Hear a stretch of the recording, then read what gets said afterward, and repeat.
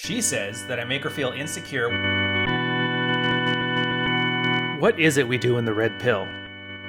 We swap notes. Now, I'm sure people have heard all kinds of different stories about us, but I'm here to give you a glimpse inside the locker room. Here, we're going to discuss the field reports that happened a few years back. Brand new guys who are trying to learn the strategies that we talk about. Who am I? I used to be one of these brand new guys. I, like you, was pretty good at women and relationships, but I wasn't great at it.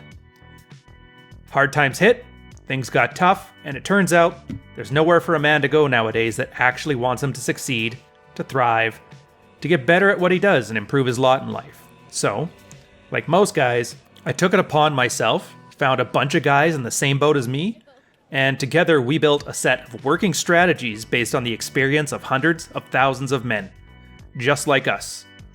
Men swapping notes, iron sharpening iron. Welcome to the locker room.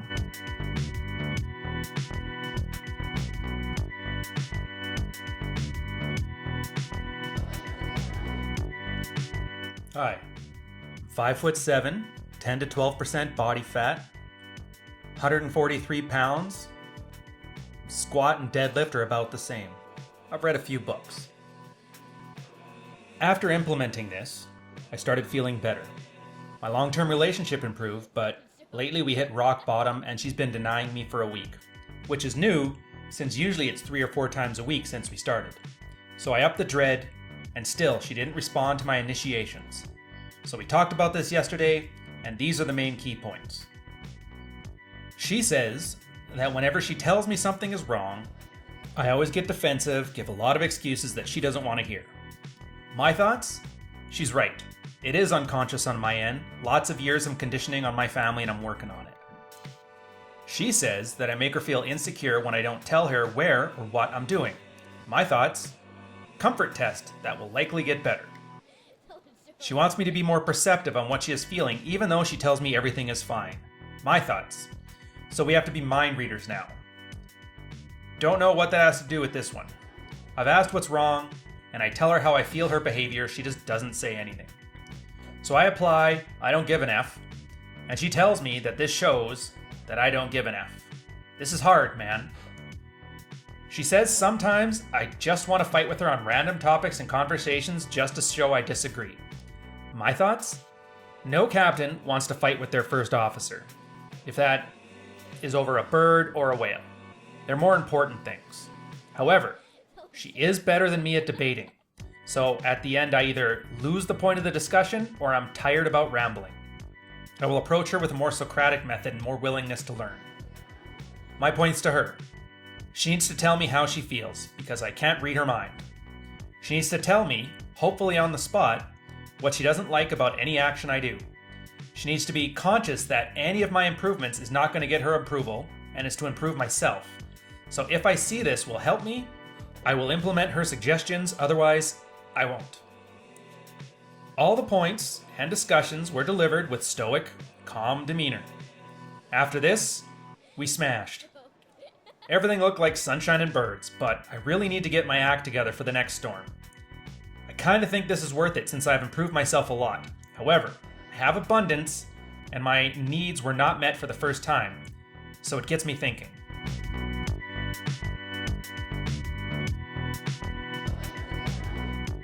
Dread is the deliberate set of steps that a man can take to remove himself from a dead bedroom and find himself more options. At the same time, it also has an olive branch. If the wife long-term relationship decides that it's now worth her attention to fix the bedroom, then he always maintains the option of sticking it out. A lot of guys get this one wrong. They assume it's a set of steps that you can take to make your wife love you more. When he says, I don't give an F, what he's talking about is outcome independence. Outcome independence is having actions and not worrying about the way other people react to them. Because what you're doing is just, it's true, it's in your frame, it's exactly what you want to achieve your certain goal. It's not the same thing as not caring that other people react. It's just being aware and you accept that things are going to happen that are outside your control. Literally independence from the outcome. Captain and first officer. It's a certain red-pilled model where the husband understands that you need to take the role of captain. By captain, it means you're not doing everything, but it means you're responsible for everything underneath your family unit. At the same time, your wife is the role of first officer or executive officer. This is the one where she is the closest advisor, the trusted advisor, her word carries weight, but at the end of the day, the captain is the one that takes the responsibility on himself to make a decision and own it. As for this guy's situation, here's the problem. He knows a little bit about a little bit, but not a lot about everything. But let's hit the elephant in the room. He weighs 145 pounds. You should not even worry about your body fat percentage until you're at least 180 pounds, especially at 5'7". Putting on muscle and leaning out is probably the single easiest, most direct, and most reliable way to improve your relationship quality. Hands down, no exceptions. You could have problems with the dishes, you can have problems with the car, you can have problems with just about anything. If you're lean, if you're attractive, and if you got enough muscle that you weigh more than your girl, you're gonna find that all these things fall by the wayside.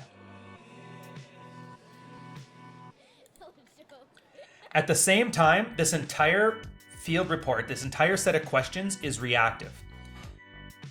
The first problem is you notice right at the beginning, he has a long discussion about everybody's needs and everybody's wants. This right here is exactly why communication doesn't work. There was a whole lot of talking and nothing got said. Nothing she says here is valuable to him. Nothing he says here is actionable. This is all fitness tests. This is all just to see if he'll comply when she makes a request. The fact that every time she brings up a point, he has to counter with his own thoughts on it and whether it's right and whether it's wrong, it's the wrong way to go about this stuff. Like I said, it's a captain first officer model. It's not a captain and co-captain model. He should already know the direction he wants to be in, and anything that comes from her shouldn't weigh too much on that. Also, when he says things like he applies, I don't give an F, he's not actually applying outcome independence. If he had outcome independence, this conversation never would have happened. And it's obvious because girls have this thing called an innate skepticism bias, which means the general way to put it is that she'll always call your bluff. And in her case, she called his. When he says he's using outcome independence, she called his bluff.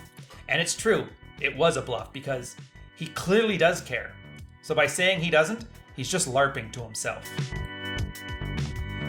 Same time here, she has a point where she's concerned about them arguing over random topics. Why are you arguing with a woman? There's nothing to solve on it. If there's anything that needs to get done, you can do it yourself. There is nothing that she can do that you can't do yourself and probably do it better. At the same time, if she's not satisfying you in a relationship in the way that matters to you, why are you arguing with her? You're not going to be able to negotiate this stuff. So whatever your goals are, there is no reason to talk to her because there's no outcome that's favorable to you. All you can do is dig yourself into a hole by dealing with her on her frame, on her level. And this is exactly what he does here. If you'll notice, he talks about using the Socratic method and listening more. He's literally doubling down on his unattractive behaviors. The worst part, though, is at the end, where he says, I think this is worth it since I've improved myself a lot. If he has, I don't see it. Right now, he's 50 pounds underweight. He constantly argues and communicates with his wife, well, in this case, it's a long-term relationship, as well as doesn't address what his actual point is. Denials are his only issue here, not her conversation, not the way she's processing emotions.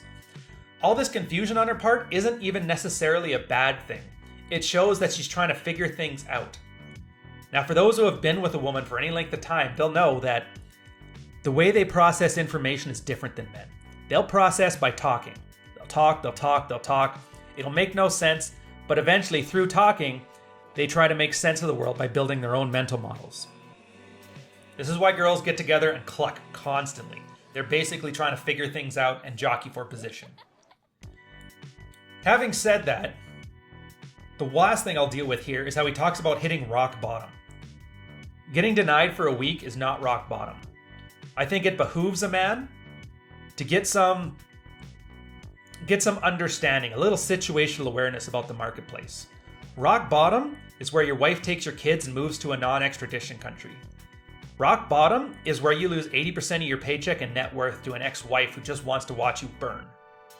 Rock bottom is horrible. Rock bottom is not 5 days without. The fact that he's taken this and that's all it took to break his frame shows that he doesn't have a frame.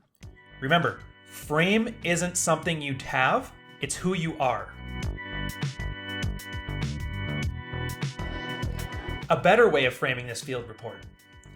He got denied once, fine, sometimes people are sick. After the second time, especially if it's just an LTR, and I'm guaranteeing these are a young couple here, he should be going, hitting the gym, eating like a maniac, and going out and talking to people, being charismatic, having a girl flirt with you.